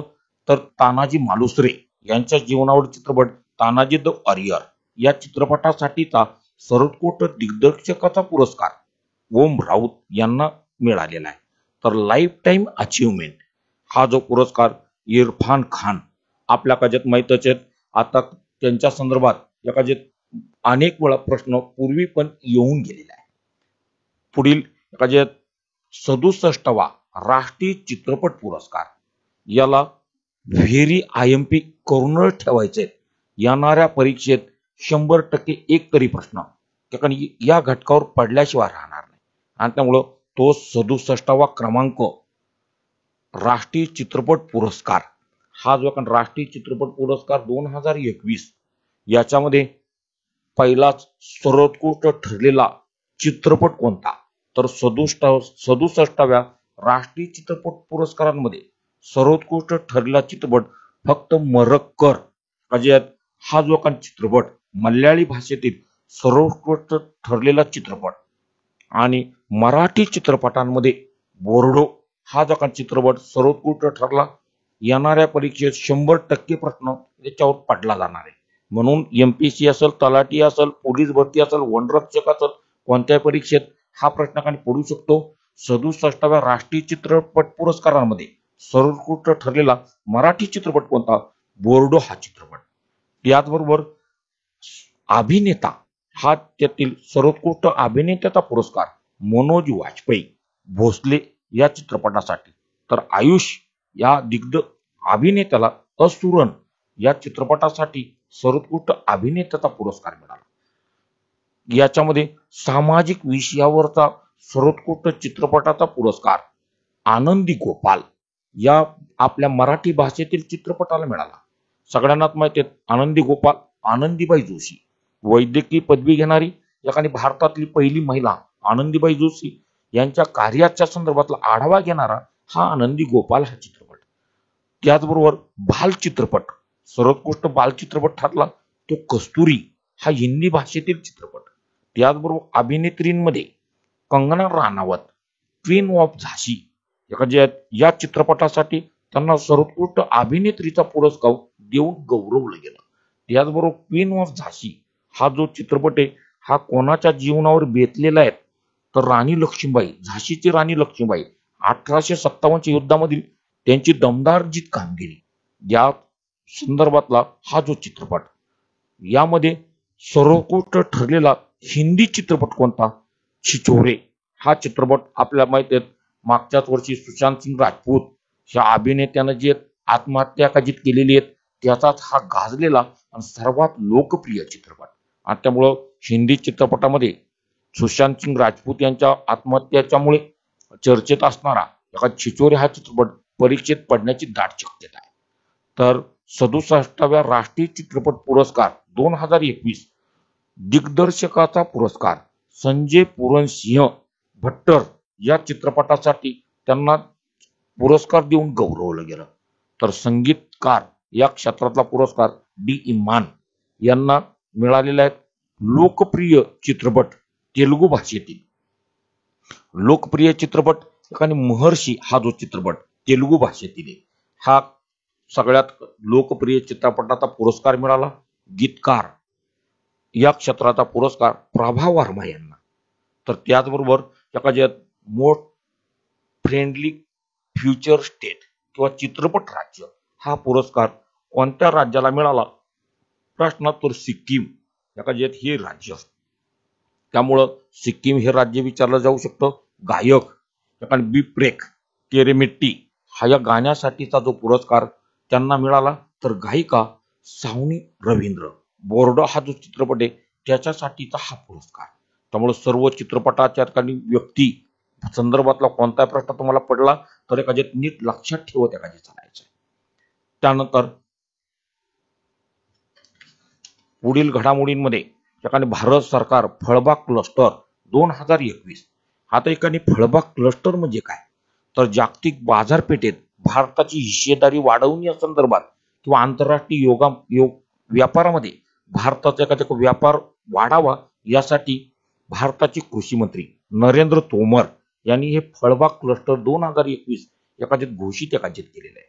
आणि त्यामुळं त्यातील कोणत्या फळासाठी किंवा त्याचं एखादं ठिकाण याच्यावर काही प्रश्न पडण्याची शक्यता आहे. तर चला पुढे एखाद्यात नाही. हा व्हिडिओ तुम्हाला आवडत जर असेल तर व्हिडिओला लाईक करा. त्याचबरोबर आपल्या चॅनलवर प्रथम आले असेल सबस्क्राईब करा आणि आपल्या मित्रांमध्ये शेअर करायला विसरू नका. तर या ठिकाणी फळे या क्षेत्रातला क्षेत्र तर कशातनं आंतरराष्ट्रीय स्तरावर भारताचा व्यापार वाढावा यासाठी फळे याच्याबाबत पहिलं सफरचंद हे जे फळ आंतरराष्ट्रीय स्तरावर भारताला परकीय चलन मिळवून देण्याचं काम करतं. तर त्याच्या सर्वात सोपिया हा जो जिल्हा आहे जो जम्मू काश्मीर या राज्यात आहे. तर इथली सफरचंद हे जे फळ किन्नौर हिमाचल प्रदेश या 2 जिल्ह्यांचा सफरचंदाची एका ठिकाणी उत्पादन आणि त्याची निर्यात वाढवण्यासाठी फळबाग क्लस्टर मधून निवड केलेले हे दोन्ही जिल्हे जम्मू काश्मीर आणि हिमाचल प्रदेश हे दोन्ही राज्य भारतातील सफरचंदाच्या उत्पादनामध्ये अग्रेसर. त्याच्यानंतर द्राक्ष आपल्याला माहिती आहे द्राक्षाच्या उत्पादनामुळे नाशिक महाराष्ट्र केंद्र शासनानं घोषित केलेला फळबाग क्लस्टर द्राक्ष या पिकाचा जिल्हा. तर प्रश्नाचं उत्तर नाशिक. त्याचबरोबर नाशिक म्हटलं तर मागील 2019चा प्रश्न तुम्हाला आठवत असेलच. याकडे भारत सरकारनं घोषित केलेली भारताची वाईन कॅपिटल द्राक्षापासून मद्य निर्मिती करणारे जो प्रकल्प आहे विंचूर हा सगळ्यात मोठा आणि म्हणून भारताची वाईन कॅपिटल या नावाने ओळखलं जातं नाशिक. त्याचबरोबर मुंबईची परसबाग मुंबईचा गवळीवाडा या टोपण नावाने उल्लेख केला जातो नाशिक. आणि आपल्या महाराष्ट्रात कुंभमेळा भरणारं एकमेव शहर कोणतं तर प्रश्नात नाशिक. त्यातून डाळिंब या फळबागाच्या संदर्भात सोलापूर हा जो जिल्हा आपल्या महाराष्ट्रामध्ये डाळिंब उत्पादनाचं केंद्र. तर त्याचबरोबर चित्रदुर्ग हा कर्नाटक राज्यातील जिल्हा डाळिंब फळ पिकासाठी फळबाग क्लस्टर म्हणून केंद्र शासनानं घोषित केला. सोलापूर म्हटल्यानंतर आपल्याला माहिती आहे महाराष्ट्रात सर्वात कमी पाऊस अवर्षणग्रस्त जिल्हा. त्याचबरोबर राष्ट्रीय डाळिंब संशोधन केंद्र केगाव हे जे आहेत ना सोलापूर जिल्ह्यामध्ये. केळी या पिकाच्या संदर्भातलं अनंतपूर हे आंध्र प्रदेश मधील जिल्हा केळी उत्पादनाच्या संदर्भात प्रसिद्ध. थेनी हे जे ठिकाण कोणत्या राज्यात आहे प्रश्नात तमिळनाडू. अननस फळाच्या संदर्भात उत्पादन वाढावं निर्यातीला चालना मिळावी यासाठी शिपाई झाला हे त्रिपुरा या ठिकाणचं जिल्हा अननस फळासाठी प्रसिद्ध. त्याचबरोबर भारतात अननसचं सर्वाधिक उत्पादन करणार राज्य कोणतं तर ह्याही प्रश्नात उत्तर त्रिपुरा. त्यानंतर आंबा पीक एखाद्यातनं फळ याच्या संदर्भात एखादे आंबा फळ याच्या उत्पादनासाठी लखनौ हा उत्तर प्रदेश यामधील जिल्हा, त्याचबरोबर कच्छ हा गुजरात मधील जिल्हा आणि महबूबनगर तेलंगणा यातील जिल्हा या फळबाग क्लस्टरच्या यादीमध्ये नामांकन मिळवणारा का जिल्हे आहेत. त्यानंतर हे सर्व जिल्हे आणि ठिकाण नीट लक्षात ठेवायचे. त्याच्यानंतर आंतरराष्ट्रीय स्तरावर आणि राष्ट्रीय स्तरावर जे दिन विशेष, त्याच्यामध्ये 1 जून हा खालीलपैकी कोणता दिन म्हणून साजरा केला जातो? जागतिक दूध दिन म्हणून साजरा केला जातो. दूध हे पूर्णान्न आहे आणि म्हणून याच्या संदर्भातलं प्रेरणा सर्वसामान्य लोकांकडून मिळावी. जागतिक दूध दिन 1 जून. 5 जून आंतरराष्ट्रीय पर्यावरण दिन. आता आंतरराष्ट्रीय जागतिक स्तरावर पर्यावरणाचं असणारं महत्व लोकांपर्यंत पोहोचावं यासाठी आंतरराष्ट्रीय पर्यावरण दिन कधीपासून साजरा केला जातो? प्रश्नात उत्तर 1974. तर 2021 मध्ये जो 5 जून हा पर्यावरण दिन साजरा झाला याची थीम काय होती? तर थीम विचारण्याची पद्धत आहे रिमेनिंग, रिक्रिएट आणि रिस्टोर. एका ज्यात 2021 या वर्षाची एका ज्यात ना ही थीम होती आणि त्यामुळे तुम्हाला परीक्षेत नवीन वर्षाची थीम परीक्षेत विचारली जाऊ शकते. 5 जून आंतरराष्ट्रीय पर्यावरण दिन कधीपासून साजरा केला जातो किंवा त्या संदर्भातले काही प्रश्न. त्यानंतर पुढे 7 जून हा कोणता दिन म्हणून साजरा केला जातो? जागतिक अन्न दिन. 2019 पासून हा दिन साजरा केला जातो. त्यामुळे हा जागतिक अन्न दिन पहिला कधी साजरा झाला? 2019, 2019, 20 आणि आताचा 21 हा तिसरा कधी दिन. तर या वर्षाची कधी थीम काय होती? Safe food for healthy tomorrow. ही जी 2021च्या जागतिक अन्न दिनाची थीम होती. त्यानंतर 14 जून जागतिक रक्तदान दिन. 2004 पासून हा दिन साजरा केला जातो. तर त्या दिनाची थीम होती give blood and keep world beating. आपल्याला माहितच आहे एका रक्ताचे जे गट हे शोधून काढण्याचं काम ज्या लँड स्टायनर या शास्त्रज्ञाने केलं त्याच्या गौरवार्थ 14 जून हा जो दिवस जागतिक रक्तदान दिन म्हणून साजरा केला जातो. आणि त्यामुळं रक्ताचे गट ए, बी, ए बी आणि काही हो फक्त याचे फॅक्टर असतात ए बी प्लस आणि मायनस. आणि त्यामुळं ए बी, ए बी आणि कधी हो. मग एखादी हे रक्ताच्या काही गट कोणी शोधून काढले? तर रक्ताचे गट शोधून काढले लँड स्टायनर ह्या व्यक्तीनं. तर रक्ताभिसरण ही विल्यम हार्वे यांनी. आणि त्यामुळे ना याच्यामध्ये पण सर्वयोग्य दाता आणि सर्वयोग्य ग्राही ओ आणि ई बी हे रक्तगट विचारले जातात. 17 जून हा जो दिवस खालीलपैकी जागतिक स्तरावर कोणता दिन म्हणून साजरा केला जातो? दुष्काळ विरोधी दिन. त्याचबरोबर 21 जून याला स्टार मारून ठेवायचे आहेत. हा जो दिवस आंतरराष्ट्रीय योगा दिन 21 जून साजरा केला जातो. हा कधीपासून साजरा केला जातो? तर आंतरराष्ट्रीय योगा दिन 2015 या दिनापासून हा जो दिवस साजरा केला जातो. तर पहिल्यांदा संयुक्त राष्ट्र संघामध्ये भारतानं 21 जून हा आंतरराष्ट्रीय योगा दिन साजरा केला जावा अशी मागणी केली आणि जगातील 177 देशांनी त्याला पाठिंबा दिला आणि म्हणून 2015 पासून हा जो दिन साजरा केला जातो. आता 2021 या दिवशी जो योगा दिन साजरा झाला हा योगा ऍप WHO यांनी नवीन ऍप तयार केले. तर 2021च्या योगा दिनाच्या थीम काय होती? तर योगा फॉर वेल बिईंग ही थीम 2021च्या योगा दिनाची होती. फक्त इथं जम्बलिंग करणारा प्रश्न ठरू शकतो. तर 2021 मध्ये साजरा झालेला हा जागतिक योगा दिन हा कितवा? तर प्रश्नोत्तर 7वा. 2015, 16, 17, 18, 19, 20 आणि 21 त्यामुळे 7वा नंबर नीट लक्षात ठेवायचा आहे. त्यानंतर 26 जून सामाजिक न्याय दिन.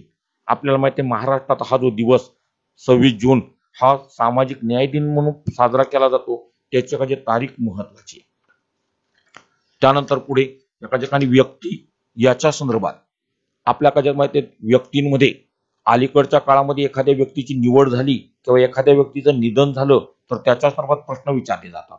घटना समितीत एकमेव जीवित सदस्य TC कलियानन यांचं नुकतंच निधन झालेलं आहे आणि त्यामुळं ज्यावेळेस घटना समितीची स्थापना झाली होती तर त्या घटनेतील हे सर्वात तरुण सदस्य होते आणि त्यांचं आता मागीलच महिन्यामध्ये त्यांचं निधन झालंय आणि म्हणून परीक्षेमध्ये घटना समितीची एकमेव जिवंत सदस्य ज्यांचं अलीकडचं निधन झालं किंवा सर्वात तरुण टी.सी. कलियानन यांचं जे नाव आहे कालियानन हे नाव लक्षात ठेवायचं आहे. इस्रायल या देशाच्या पंतप्रधानपदी नेफ्टाली बेनेट यांची कधी निवड झालेली आहे आणि म्हणून आपल्याला माहिती आहे इस्रायल या देशाचे पंतप्रधान बेंजामिन नेतन्याहू यांच्या कधी संसदेमध्ये कधी पराभव झाला आणि त्याच्यानंतर त्यांनी राजीनामा दिला. तर नेफ्टाली बेनेट एखादी यांचं नाव महत्वाचं आहे. त्याचबरोबर इस्रायल या देशाचे राष्ट्रपती एखादी इसाक निक एखादी हे राष्ट्रपती आहेत आणि म्हणून दोन्ही यात महत्वाचे. फक्त याच्या अगोदरच्या स्पर्धा परीक्षेत बेंजामिन नेतन्याहू यांचा राजकीय पक्ष कोणता तर प्रश्नोत्तर लिकूड होतं. तशाच पद्धतीनं नेफ्टाली बेनेट यांचा जो राजकीय पक्ष कोणता आहे याचं उत्तर तुम्ही कमेंट बॉक्समध्ये काय मला उत्तर काय सांगायचं आहे. मॉरिशस या देशाचे पंतप्रधान अनिरुद्ध जगन्नाथ यांचं अलीकडच निधन झालं. ते मॉरिशस या देशाचे सर्वाधिक काळ पंतप्रधान होते. एकूण 18 वर्ष त्यांनी एखाद्यात पंतप्रधान पद भूषवलं. आपल्या भारतीय वंशाचे मॉरिशसचे एखाद्यात पंतप्रधान होणारी हे व्यक्तिमत्व आणि म्हणून परीक्षेच्या दृष्टीनं प्रश्न महत्वाचा आहे.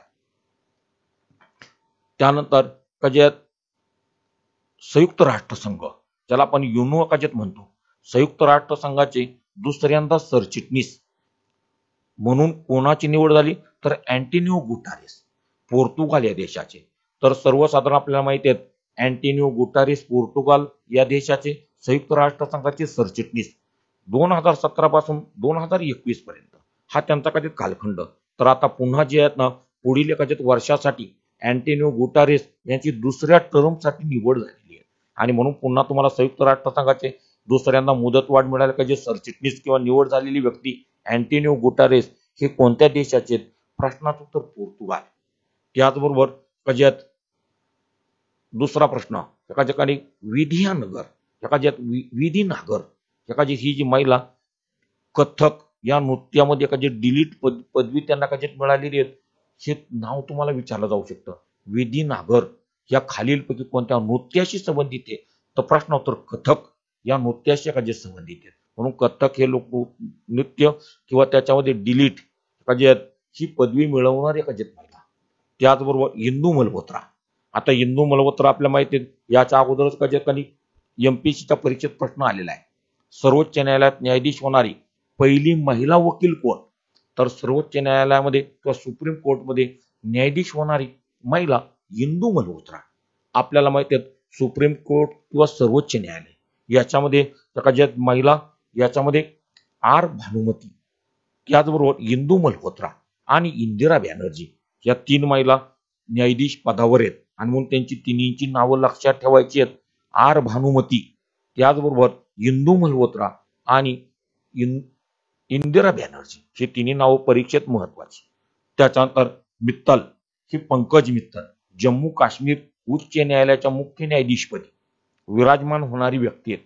याच्या अगोदर आपल्याला माहिती आहे जम्मू काश्मीर उच्च न्यायालयाच्या न्यायाधीश होत्या गीता मित्तल परंतु आता त्यांच्या जागेवर एका ठिकाणी पंकज मित्तल ही न्यायाधीशपदी विराजमान झाले. अभिमन्यू मिश्रा सगळ्यात आयएमपी करून ठेवायचा का प्रश्न.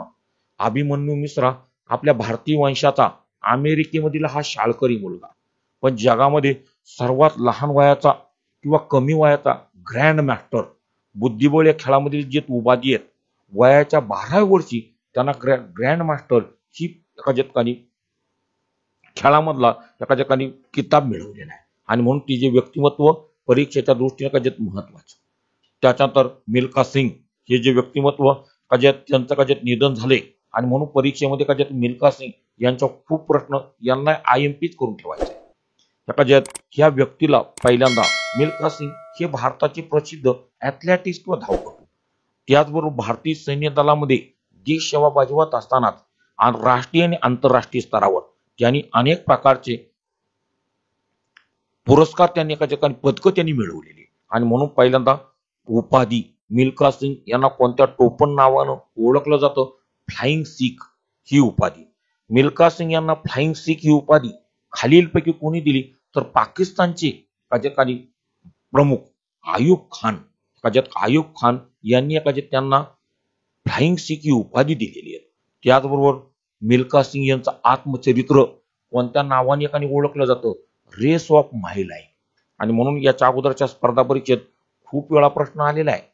तर याच्यामध्ये प्लेइंग इट माय वे जे हे खालीलपैकी आत्मचरित्र सचिन तेंडुलकर यांचं. टेस्ट ऑफ माय लाईफ हे जे आत्मचरित्र प्रसिद्ध क्रिकेटपटू युवराज सिंग आणि जगातला सर्वात वेगवान धावपटू उसेन बोल्ट याच्या आत्मचरित्राचं नाव काय? तर प्रश्नोत्तर फास्टर दॅन लाइटनिंग. आणि त्यामुळं अनेक प्रकारचे खेळाडू त्यांचे आत्मचरित्र परीक्षेत विचारले जातात. तर अशा पद्धतीने जे त्यांनी केलेल्या कार्याबद्दल 1956 मध्ये त्यांना भारत सरकारचा सर्वोच्च नागरी पुरस्कार पद्मश्री हा पुरस्कार देऊन गौरवलं गेलं. त्याचबरोबर त्यांच्या जीवनावरील चित्रपट भाग मिल्खा भाग हा जो चित्रपट, त्याचबरोबर आशियाई स्पर्धा ज्या झालेल्या होत्या या स्पर्धांमध्ये त्यांना राष्ट्रीय पुरस्कार देऊन त्यांनी अनेक खेळांमध्ये त्यांनी एखादी पदकं मिळवलेली आहे. आणि म्हणून त्यांच्या संदर्भातले काही प्रश्न महत्वाचे. त्याचबरोबर मिल्खा सिंग ही जी व्यक्ती आहेत, भारतीय सैन्य दलामध्ये त्यांचा जन्म 20 नोव्हेंबर 1929. भारतीय सैन्य दलामध्ये नायब सुभेदार या पदावर ते कार्यरत एखादी होते. 1960 मध्ये जी स्पर्धा झाली होती तर आशियाई स्पर्धेमध्ये 0.1 सेकंदानं त्यांचं पदक एकाने हुकलेलं होतं. 1964 रोम या टोकियो यासारख्या ऑलिम्पिक स्पर्धांमध्ये त्यांनी एखादी भारताचं प्रतिनिधित्व केलं. 1958 मध्ये आशियाई स्पर्धेत सुवर्ण पदक मिळवण्याचं काम त्यांनी केलेलं आहे. 1958 मध्ये राष्ट्रकुल क्रीडा स्पर्धा याच्यामध्ये 4 सुवर्ण पदकं त्यांनी एखादी मिळवली होती. तर सेना दलामधील त्यांना त्यानंतर त्यांच्या जीवनावरील चित्रपट जीवन 2013 मध्ये भाग मिल्खा भाग हा जो चित्रपट त्यांच्या जीवनावर एखाद्यात आधारलेला आहे, त्या चित्रपटाचं दिग्दर्शक कोणी केलं? तर दिग्दर्शक राकेश मेहरा हे या चित्रपटाचे दिग्दर्शक आहे.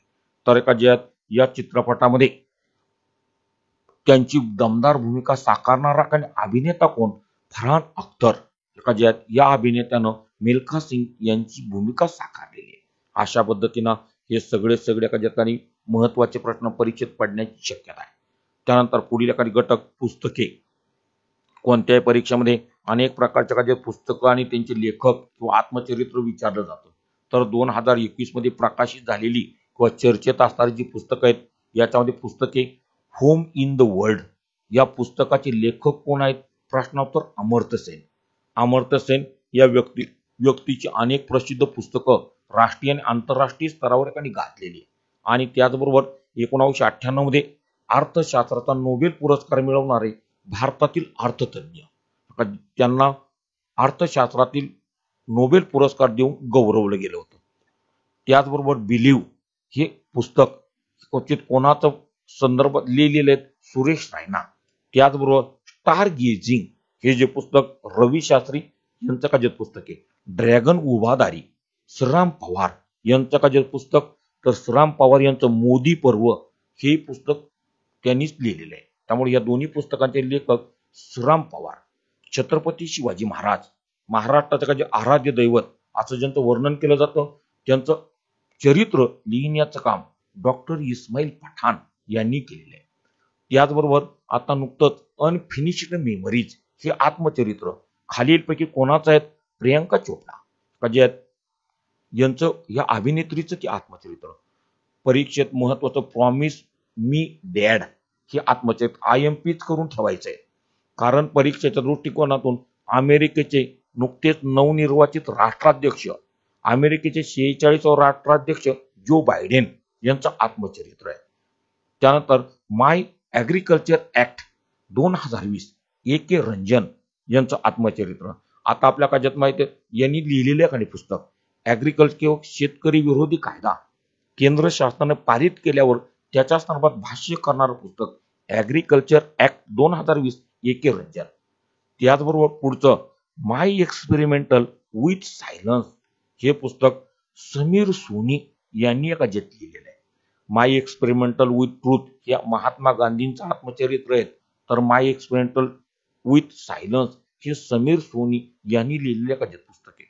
Pataliputra Sharad Pagare, my life in full, Indira Nooyi, Amethi Sangram हे जे पुस्तक, Anant Vijay, happy accident Hamid Ansari, the population S Y. Qureshi आणि a little book encouragement Dalai Lama, Atal तो अटल है इंद्रजीत सिंह ठाकूर, माइंड मास्टर विश्वनाथ आनंद. या प्रश्नाला का जे स्टार मारून ठेवायचे, मास्टर माइंड हे कोणत्या खेळाडूचा आत्मचरित्र? विश्वनाथ आनंद, भारताचा प्रसिद्ध बुद्धिबळपटू. 1992 मध्ये भारतीय क्रीडा क्षेत्रातील सर्वोच्च राजीव गांधी खेलरत्न पुरस्कारानं सन्मानित झालेला पहिला खेळाडू. 5 वेळा बुद्धिबळ किंवा चेस या खेळातील जगज्जेता. वन अरेंज मर्डर हाही प्रश्न महत्वाचा.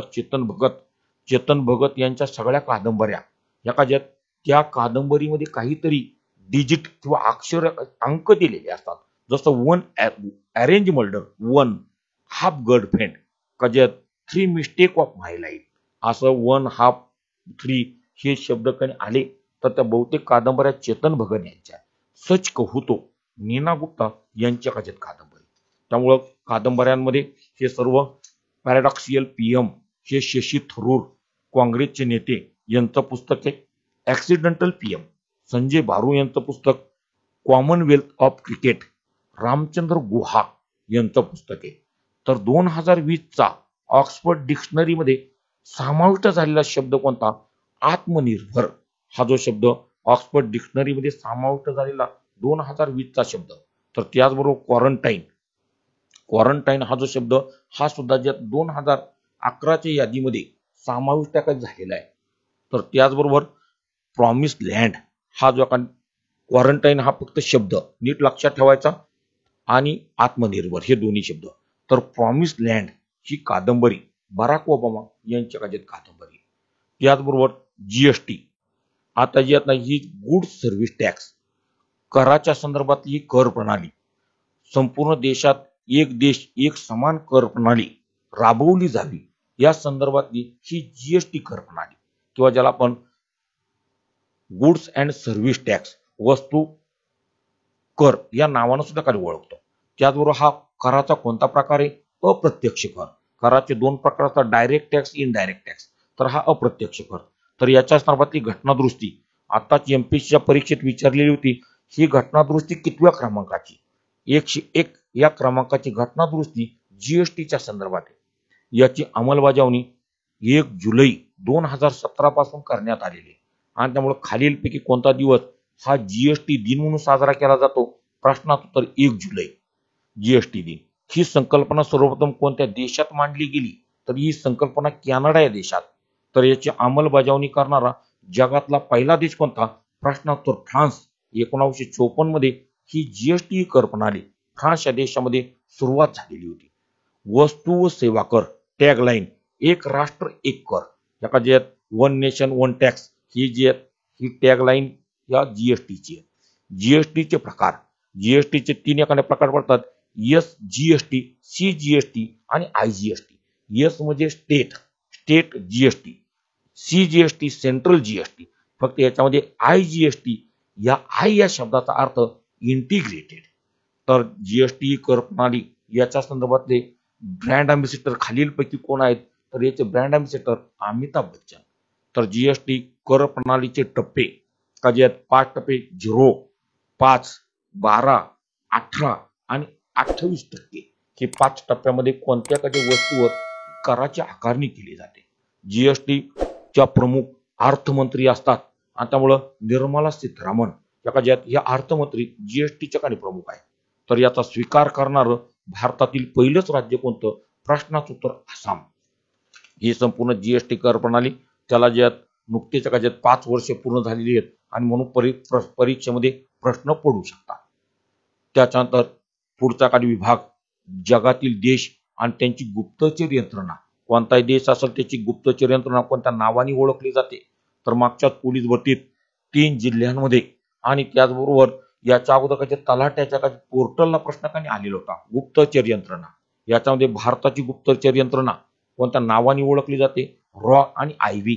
आपण वरती त्याचे अध्यक्ष बघितलेले. पाकिस्तान या देशाची गुप्तचर यंत्रणा ISI या नावाने काही ओळखली जाते. चीन या देशाची गुप्तचर यंत्रणा MSS या नावाने ओळखली जाते. इस्रायल या देशाची संघटना मोसाद. आता 2020-21 मध्ये आपल्याला माहिती आहे इस्रायल आणि पॅलेस्टाईन या दोन देशांमध्ये संघर्ष झाला आणि गाझा पट्टीमधून इस्रायलच्या बाजूने इस्रायल या देशावर रॉकेट हल्ला करण्याचं काम ज्या संघटनेनं केलेलं होतं आणि त्यामुळे ह्या संघटना चर्चेत आलेल्या आहे. आणि त्यामुळे पॅलेस्टाईनची जी संघटना आहे हमास आणि इस्रायल मधला संघर्ष फ्रान्स या देशाची गुप्तचर यंत्रणा DGSE या नावानं ओळखली जाते. इंग्लंड या देशाची संघटना M16 या नावानं ओळखली जाते. ऑस्ट्रेलिया या देशाची संघटना असिस या नावाने ओळखली जाते. रशिया या देशाची गुप्तचर यंत्रणा KGB किंवा परीक्षेमध्ये स्टाफ सिलेक्शनला प्रश्न आला होता KGB ही कोणत्या देशाची गुप्तचर यंत्रणा आहे तर प्रश्नात रूस म्हणजेच रशिया. त्याचबरोबर जर्मनी या देशाची संघटना BND या नावाने ओळखली जाते. आणि जगातील पहिल्या क्रमांकाची महासत्ता आपण अमेरिका याचा उल्लेख करतो त्याची जी गुप्तचर यंत्रणा CIA या नावाने ओळखली जाते.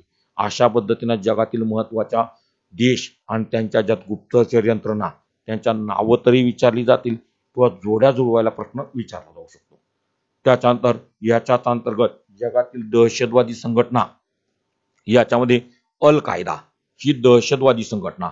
अल कायदा आपल्याला माहिती आहे हा ओसामा बिन लादेन यांनी स्थापन केलेली एका मध्य आशिया या देशातली संघटना आहे. फक्त या संघटनेचं सर्वात जास्त प्रभाव क्षेत्र ज्या देशामध्ये पाकिस्तान आणि अफगाणिस्तान या दोन देशांच्या सीमावर्ती दुर्गम प्रदेशामध्ये ही अल कायदा संघटना सध्या सर्वात जास्त सक्रिय. त्याचबरोबर ISI ही जी संघटना आहे ही दहशतवादी संघटना कोणत्या देशात आहे पाकिस्तान. जसं जैश-ए-मोहम्मद अल-दवा या संघटना सुद्धा जे आहेत ना पाकिस्तान या देशाच्या आहे. त्याचबरोबर उल्फा ही दहशतवादी संघटना भारतातील कोणत्या राज्यात कार्यरत आहे प्रश्नाचं उत्तर Assam. United liberation front of Assam हा उल्फा या संघटनेचा लॉंग फॉर्म आहे आणि म्हणून United liberation front of Assam या देशामधील संघटना. तालिबान ही जी संघटना आहे अफगाणिस्तान या देशातली एखादी संघटना आपल्याला माहिती आहे. या तालिबानच्या विरोधात लढा पुकारण्याचं काम ज्या शाळकरी मुलीनं केलं ती पाकिस्तानमधील शाळकरी मुली मलाला युसुफजाई यांना 2014 साली शांततेचा नोबेल पुरस्कार. कैलास सत्यार्थी मलाला युसुफजाई. लिट्टे पोलीस भरतीत येऊन गेलेला प्रश्न श्रीलंका या देशाची संघटना आहे. तर या संघटनेनं भारताचे पंतप्रधान राजीव गांधी यांची हत्या केलेली आहे. इसिस ही संघटना अलीकडच्या काळात सर्वात प्रभावी दहशतवादी संघटना इसिस ही सिरिया या देशात आहे. बोको हराम ही जी संघटना आपल्याला माहिती आहे नायजेरिया या देशातील MPSCच्या परीक्षेत कंबाईनच्या पेपरमध्ये प्रश्न आला होता. दहशतवादी कृत्यांमुळे चर्चेत आलेली बोको हराम ही संघटना कोणत्या देशातील आहे प्रश्नोत्तर नायजेरिया या देशातील. फुलानी ही संघटना सुद्धा नायजेरिया या देशातील आहे. त्याचबरोबर अल शबाब ही संघटना आता अलीकडच्या काळात चर्चेत आलेली आहे ती कोणत्या देशाची आहेत प्रश्नोत्तर सोमालिया. सोमालियाची जी चाचे आहेत त्यांच्या संदर्भातली ही संघटना आहे. त्याचबरोबर हमास आताच आपण उल्लेख एकाने केला होता यावर्षी परीक्षेत प्रश्न पडू शकतो याला IMP करायचे आहेत पॅलेस्टाईन या देशाची. त्याचबरोबर पीपल्स लिबरेशन आर्मी ही मणिपूर या भारतातील राज्यात कार्यरत असणारी संघटना आहे.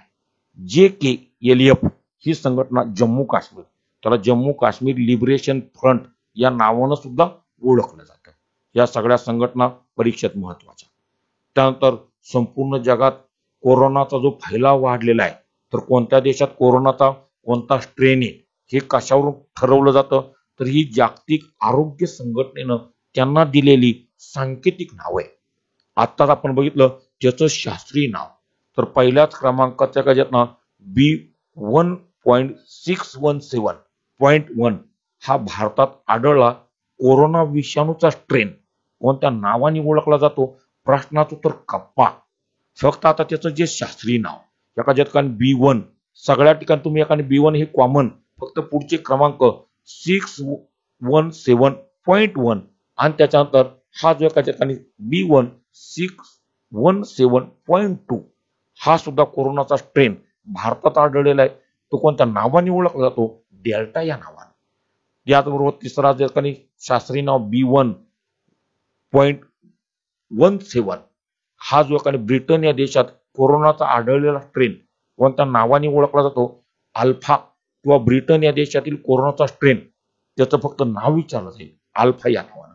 त्याचबरोबर B1.351 दक्षिण आफ्रिका या देशात आढळलेला जो स्ट्रेन आहे त्याला बीटा या नावाने ओळखलं जातं.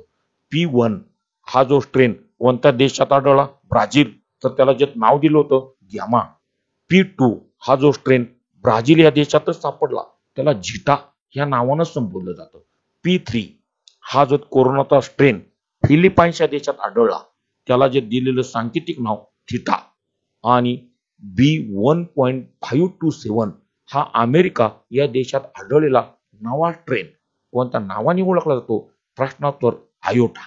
अशा पद्धतीनं कोरोनाचा स्ट्रेन कोणत्या देशातील कोरोनाच्या स्ट्रेनला जागतिक आरोग्य संघटना, ज्याला आपण WHO म्हणतो, कोणतं नाव दिलं याच्या परीक्षेतला प्रश्न पडण्याची दाट शक्यता आहे. त्यामुळे हे सगळे स्ट्रेन, त्यांची नावं, त्यांचं शास्त्रीय नाव नीट तयार करून ठेवायचं. येणाऱ्या परीक्षेमध्ये कशात महत्व. अशा पद्धतीने ही संपूर्ण जे घडामोडी, पण 2021 मध्ये एवढे प्रश्न तुम्ही जर तयार केले तर तुम्हाला कोणतं वर्तमानपत्र किंवा जे मासिक वाचण्याची सुद्धा गरज पडणार नाही. आणि त्यामुळं फार महत्वाचे प्रश्न नोंदवून ठेवा. येणाऱ्या परीक्षेत तुम्हाला सिलेक्शन पर्यंत जाऊन नेण्यापर्यंत महत्वाचा वाटा ती उचलू शकतात.